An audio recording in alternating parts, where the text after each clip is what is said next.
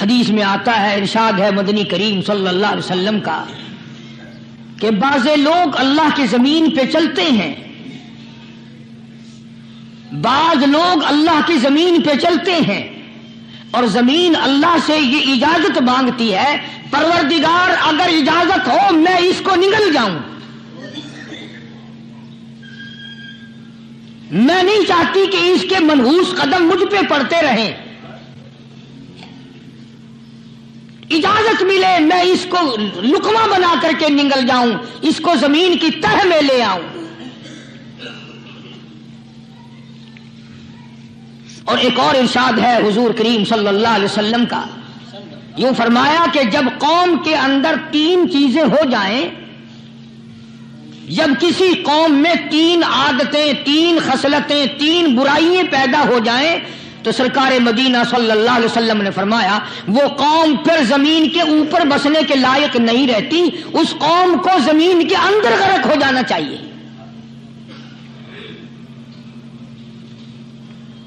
وہ کون سی باتیں ہیں؟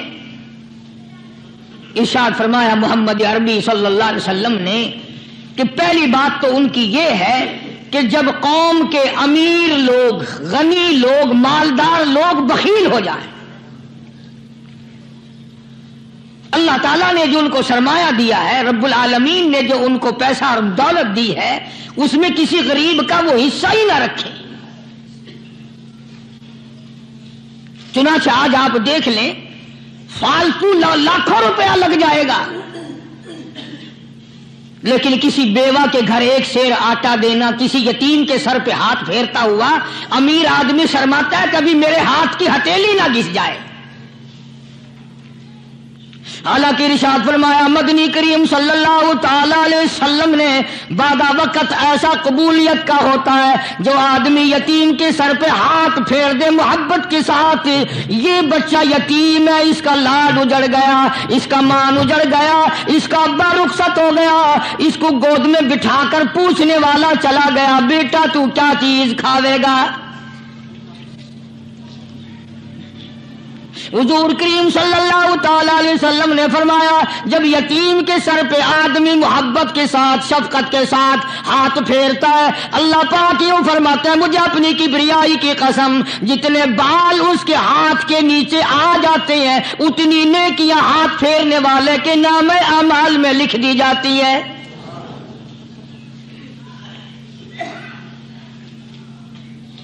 مگر ہمارے یہاں دستور نہیں، غریب کو مارو اور نیچا کرو اسے۔ جناب مدنی کریم صلی اللہ تعالی علیہ وسلم تشریف لے جا رہے ہیں، راستے میں کچھ بچوں کو کھیلتے ہوئے آپ نے دیکھ لیا، بڑے خوشی سے چھلانگے لگا رہے ہیں، بچے کھیل رہے ہیں، ایک بچہ دیوار کے ساتھ بالکل مونجھا غمزدہ پریشان کھڑا ہے۔ حضور کریم صلی اللہ تعالی علیہ وسلم کی نگاہ مبارک اس بچے پہ پڑ گئی، آپ نے قریب تشریف لا کر اس سے پوچھا او بچے، سارے بچے کھیل رہے ہیں تو کیوں نہیں کھیلتا؟ کہنے لگا میرا کھلانے والا دنیا سے چلا گیا، کیسے کھیلوں؟ ابا نہیں، اماں نہیں، ہر وقت پریشان رہتا ہوں، لوگوں کے دروازوں پہ چوکھٹوں پہ دھکے کھاتا ہوں۔ آپ مدنی کریم صلی اللہ تعالی علیہ وسلم نے رحمت والے ہاتھ سے اس یتیم کی انگلی پکڑی اور اپنے ساتھ پیار کرتے ہوئے تشریف لے آئے، فرمایا جناب عائشہ صدیقہ رضی اللہ تعالی عنہا سے اللہ والی آج اللہ پاک نے تجھے بڑی غنیمت بخشی ہے، بڑی دولت دی ہے، عید کا دن ہے، میں عید کی نماز کے لیے جا رہا تھا، بچے سارے خوشیاں منا رہے تھے، یہ بچہ دیکھا میں نے بڑا غمزدہ کھڑا تھا، بڑا پریشان کھڑا تھا، اب میں نے اس سے پوچھا آج عید کا دن ہے تو خوشی کیوں نہیں مناتا؟ بچہ نے جواب دیا میری خوشی منانے والے دونوں ہی چلے گئے۔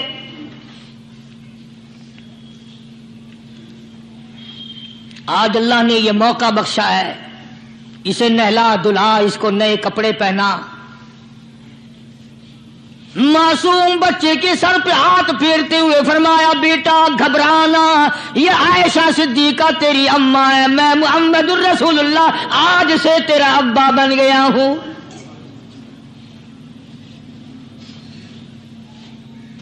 नहलाया धुलाया, खिलाया पिलाया, हंसाया, उसे बुलाया, साथ लेकर जब हुजूर करीम सल्लल्लाहु ताला अलैहि वसल्लम उन बच्चों के पास से फिर गुजरे जो पहले खेल रहे थे।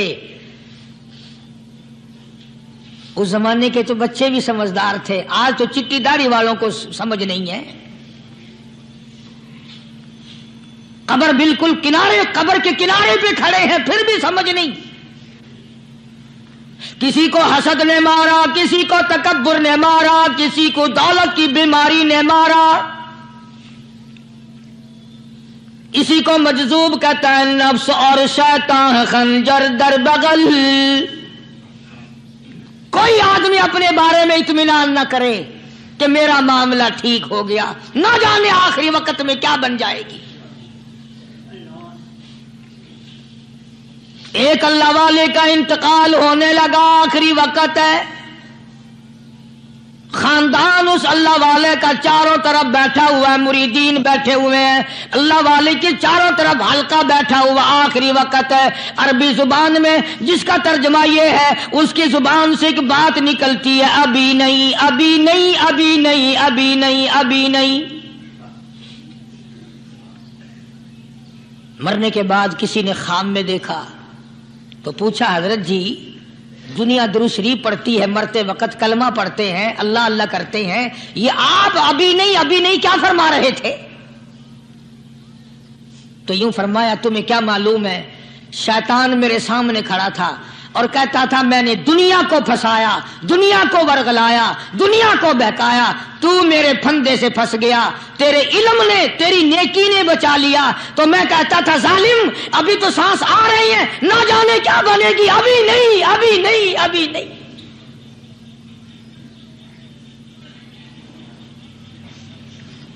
इसी को मजजूब कहता है, क्या मालूम क्या बन जाएगा, किस हाल में दम निकलेगा, रात को क्या हो जाएगा, दिन को क्या बन जाएगा। फरमाया नफ्स और शैतान है खंजर दर बगल, नफ्स और शैतान है खंजर दर बगल, वार होने को है ए गाफिल संभल। आया दुश्मन का वार। 4 नमाजें पढ़ी, बाकी सारी दुनिया काफिर नजर आने लग जाती है। मैं नमाजी हूं, ये सारे बेईमान फिरते हैं। शैतान पैदा करता है ये चीजें। अगर अल्लाह नाम पे थोड़ी सी कभी खैरात कर दी तो बहाने बहाने लोगों के सामने जिक्र हो रहा है, अजी आजकल तो हमारे कारोबार नहीं, वरना इंशाअल्लाह फला मस्जिद जो है ना ये हमने बनाई थी। बहाने बहाने बताना। इसलिए मजजूब कहता है घबराया ना कर और अपने आप को इत्मीनान ना दिलाया कर। कहता नफ्स और शैतान है खंजर दर बगल, वार होने को है ए गाफिल संभल। चला शैतान का खंजर, चला शैतान का खंजर, लगाया उसने दाव, लगाया उसने दाव। लोगों का ख्याल यह है कि शैतान सिर्फ वो, शैतान के बहकाए में वो आदमी आता है जो किसी को कत्ल कर दे। लोगों के नजदीक सिर्फ जिना करना गुनाह है, कत्ल करना गुनाह है, चोरी करना गुनाह है, डाका मारना गुनाह है, और चौथी चीज गुनाह ही कोई नहीं। हजरत उस्मान गनी ज़िन्नुरैन रज़ी अल्लाह ताला अन्हु की मुबारक मजलिस है, सहाबा किराम का दौर है, नबी का दोहरा दामाद, मजलिस है उस्मान ज़िन्नुरैन की। एक आदमी मजलिस में आके बैठा, हजरत उस्मान की मजलिस में एक आदमी आके बैठा तो हजरत उस्मान फरमाते हैं, तवज्जो, हजरत उस्मान फरमाते हैं, यूं नहीं फरमाया कि तूने ऐसा किया है, उसे जलील नहीं किया, बल्कि यूं फरमाया लोगों को शर्म नहीं आती, लोग आंख का जिना करके मेरी मजलिस में आके बैठते हैं, लोग आंख का गुनाह करके मेरी मजलिस में आके बैठते हैं। तो दौर था ना सहाबा किराम का, फौरन चोट की किसी ने, کہ نبی کے بعد وحی آنی شروع ہو گئی؟ یعنی آپ کو کیسے پتا چل گیا کہ کوئی آدمی غلط نگاہ ڈال کے آیا؟ اس کی رستے میں نظر کہیں غلط پڑی تھی آنے والے کی، آپ کو کیسے پتا چلا؟ یعنی بات کرنے والے کو بھی دیکھو اور پھر چوٹ کرنے والے کو بھی دیکھو۔ تو حضرت عثمان رضی اللہ تعالیٰ عنہ نے فرمایا بھائی پاک مجلس میں اگر ایک تولا بھی کوئی پخانہ لے کر آ جائے تو بدبو تو آ ہی جائے گی نا۔ صحابہ کی پاک مجلس میں اگر کوئی آنکھ کا زنا بھی کر کے آیا فرمایا مجلس کے اندر بدبو پھیل گئی۔ تو اللہ والوں کی مجلس ہے اور اللہ والوں کی رفاقت ایک بہت بڑی چیز تھی، کبھی لوگ حاصل کیا کرتے تھے، اب تو ہر آدمی پیر ہے، ہر آدمی لیڈر ہے، ہر آدمی چودھری ہے، ہر آدمی بڑا بنا ہوا ہے، چھوٹا ہم میں کوئی ہے ہی نہیں۔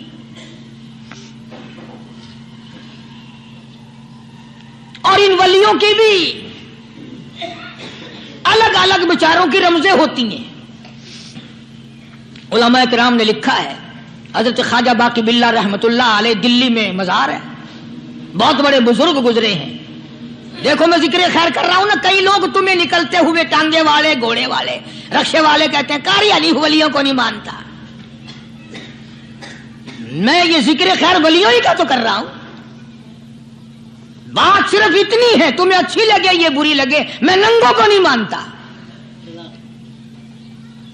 میرے نزدیک ولی وہ ہے جس کی رگ رس سے، نس نس سے، خون کے قطرے قطرے سے، ہر ادا سے، ہر سنت سے، ہر طریقے سے محمد عربی صلی اللہ علیہ وسلم کی سنت زندہ ہوتا ہو۔ میں اس کو ولی نہیں مانتا جو کپڑوں سے ننگا پھرتا ہو۔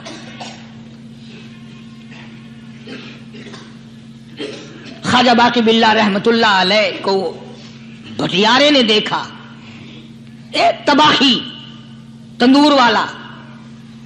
حضرت خواجہ صاحب کو دیکھا کہ جامع مسجد دلی کے پیڑیوں پہ، سیڑھی پہ کبھی چڑھتے ہیں، کبھی اترتے ہیں، کبھی چڑھتے ہیں، کبھی اترتے ہیں، پریشانی کا عالم۔ تو تباہی تو ضرور تھا، بٹیارہ تو تھا، مگر تھا تو دلی کا۔ وہ سمجھ گیا کہ حضرت کو کوئی پریشانی ہے، پہنچا اور جا کے کہنے لگا حضرت کیا بات ہے، آج رات کافی گزر گئی ہے، آرام فرماؤ، کبھی چڑھتے ہو کبھی اترتے ہو، پریشانی کیا پریشانی ہے؟ فرمایا 4 مہمان ہیں، کھانا کھلانا ہے، میرے پلے کچھ نہیں۔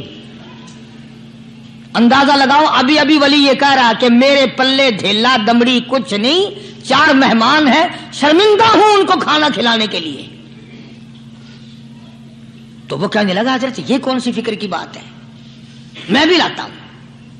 وہ کھانا لایا اور حضرت کے مہمانوں کو کھانا کھلایا۔ کھانا کھا لیا، فارغ ہو گئے۔ دیکھو ولی کی بات، ابھی تو کہتا تھا کہ روٹی نہیں ہے، اور ابھی ابھی وہی ولی کہتا ہے بٹیارے کا ہاتھ پکڑ کے مانگ کیا مانگتا ہے، مانگ کیا مانگتا ہے۔ اب تیرے جیسا اگر وہاں ہوتا تو کہتا کہ جی کوئی گورنری شرمنری دلاؤ، اسمبلی کی ممبری دلاؤ،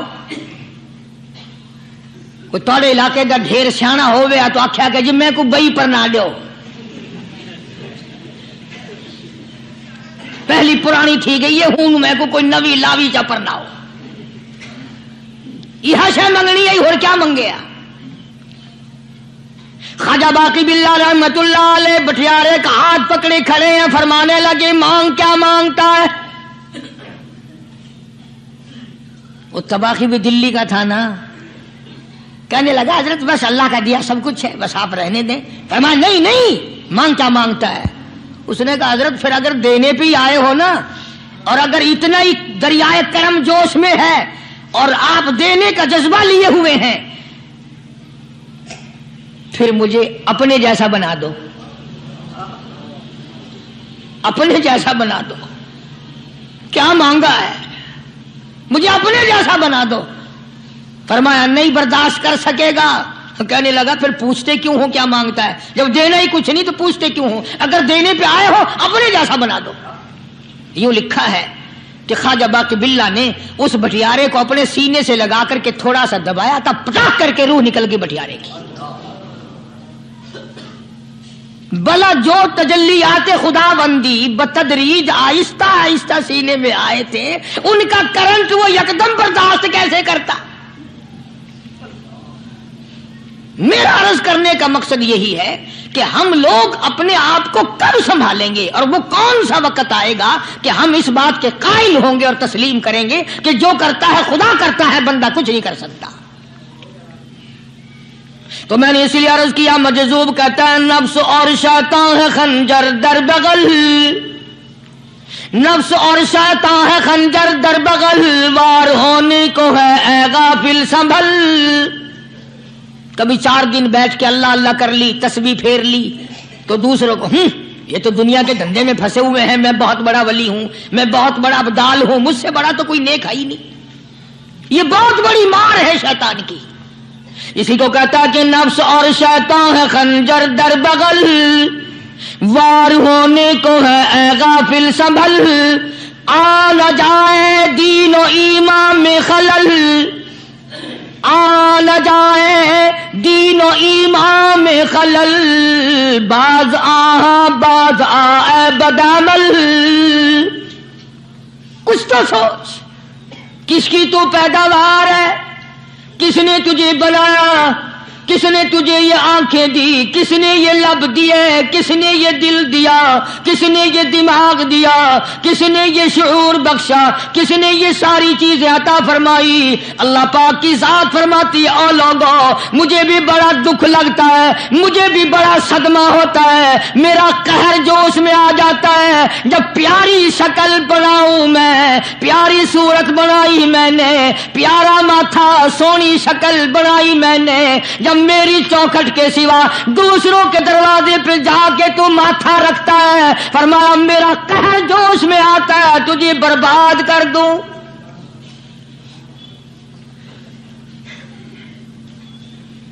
سب کچھ میں نے دیا، سب کچھ میں نے بخشا، اور پھر بھی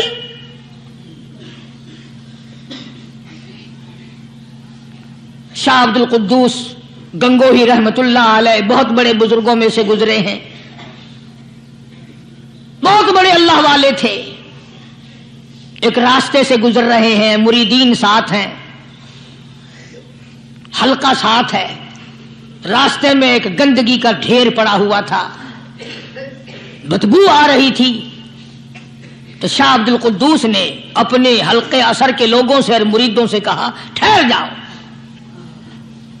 حالانکہ لوگ ناک پہ کپڑا رکھ کر جلدی گزرنا چاہتے تھے، بدبو سے بچنے کے لیے تیز رفتار وہاں سے گزرنا چاہتے تھے، مگر شیخ کے کہنے پر کھڑے ہو گئے۔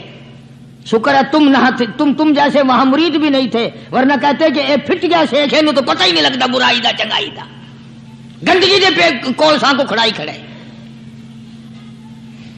شاہ عبد القدوس رحمت اللہ علیہ گنگوئی رحمت اللہ علیہ نے فرمایا او لوگوں، یہ گندگی، یہ پخانہ، یہ افولت والی چیز تمہیں ایک سبق دے رہی ہے۔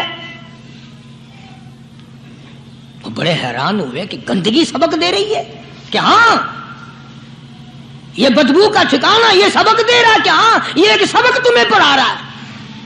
اور وہ کیا؟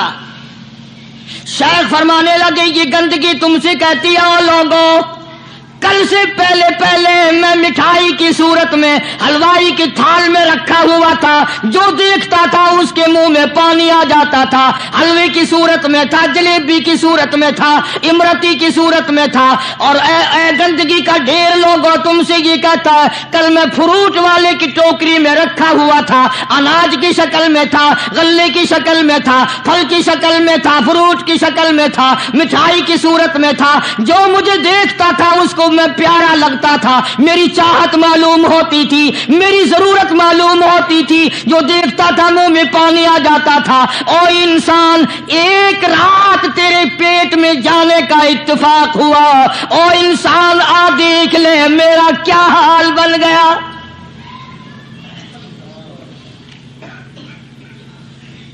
ایک رات تیری صحبت میں رہا ہوں، ایک رات تیرے اندر ٹھہرنے کا اتفاق ہوا، دیکھ میرا کیا حال بن گیا۔